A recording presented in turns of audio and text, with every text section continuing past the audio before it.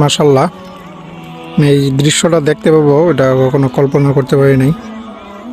না, সূর্য ডুবে যাবে এই মুহূর্তে। না, 3টা মাদ্রাসা পড়ুয়া ছেলে দেখেন কত সুন্দর ওরা কোরআন শরীফ পড়তেছে এখানে, যারা 3জন।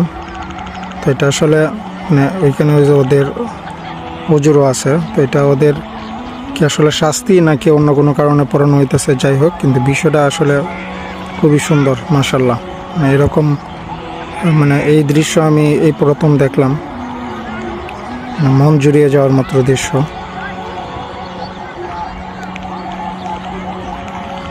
দেখেন সূর্য যাওয়ার মুহূর্তে ওরা সবাই এখানে খেলতেছে, অন্য বাচ্চারা এখানে সবাই ফুটবল খেলতেছে। তো শুধু ওরা 3জনেই এখানে বসে কোরআন শরীফ পড়তেছে। জানি না কোন কারণে, হয়তো বা শাস্তি হইতে পারে বা অন্য কোনো কারণে হইতে পারে, যে কারণেই হোক ওরা কোরআন শরীফ পড়তেছে। এর থেকে সুন্দর দৃশ্য আর কিছুই হতে পারে না মাশাল্লাহ।